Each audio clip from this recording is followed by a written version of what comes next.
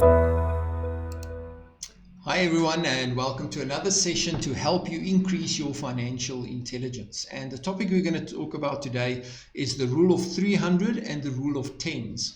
So the rule of 300 and the rule of 10's is all about determining how much income you can generate from a specific amount of capital, or how much capital you would need to generate a specific amount of income. So we all save money for our retirement. We save money in a retirement annuity, we save money into a unit trust, we save money into our pension fund, but we don't always know exactly how much capital we would need by the time we retire to retire comfortably.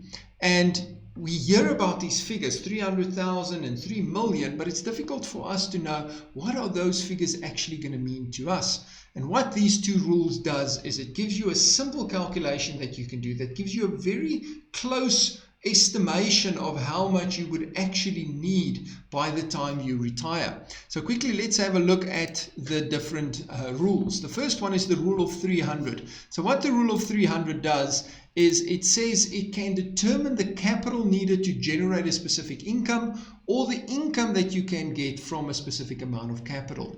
So let's say, for example, you want to retire with a specific amount of money in today's money terms. You would just multiply that by 300 to give you the capital that you need to sustainably generate that income. Conversely, if you have a specific amount of capital, you divide that capital by 300, and that will give you how much income you can generate from that amount.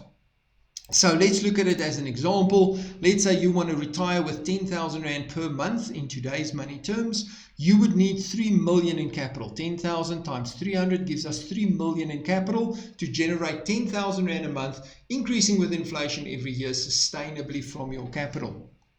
Other way around, if you have 6 million capital, you get that from your pension fund. You win the lotto if you're lucky, and you invest that, that could give you a monthly income of 20,000 Rand per month, increasing with inflation relatively sustainably.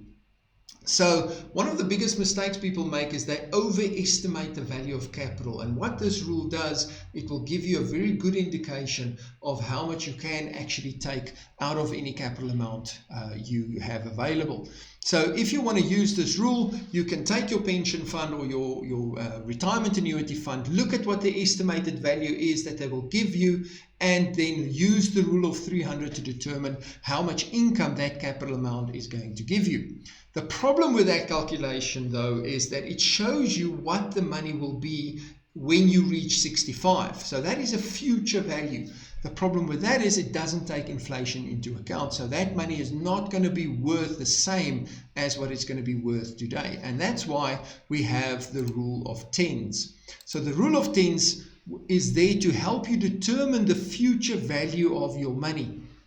So what it basically does, it says that for every 10 years in the future, you would need double the income that you get now to have the same buying power. So with inflation, what your money is worth this year isn't the same as what your money will be worth a year from now. So for every 10 years in the future, you would need double the income that you have today to maintain the same standard of living. So let's take an example. If you want to retire with an income of 20,000 Rand per month in today's money terms, in 30 years' time, you will then take, in 10 years' time, you will need 40,000 Rand per month.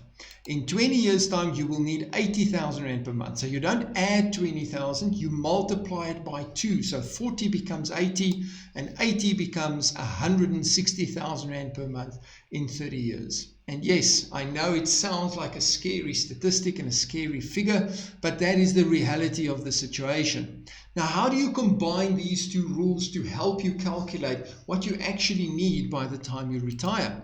So we'll do a combination of that. The first thing, let's look at an example. So how much capital would you need in 30 years to retire with 20,000 Rand per month today? So first we use the rule of 10's. In 10 years you would need 40,000, in 20 years you need 80,000, and in 30 years you would need 160,000 Rand per month. That is the monthly income. Now we use the rule of 300 to determine how much capital we would need. We take the 160,000, we multiply it by 300, and that equals 48 million in capital. So you would need 48 million in capital by the time you are 65 if you are now 30 and you want to retire with 20,000 Rand per month.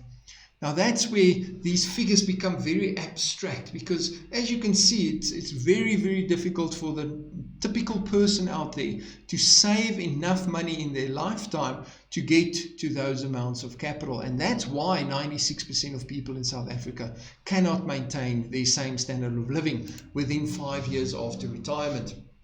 So one of the reasons, or one of the topics that I am going to discuss in a future video, so please look at our channel and subscribe to our channel and see when those videos come on. I'm going to talk about why capital assets will never be enough to help you retire comfortably. So I hope that you've benefited from this video, and I look forward to sharing some more information with you in the future.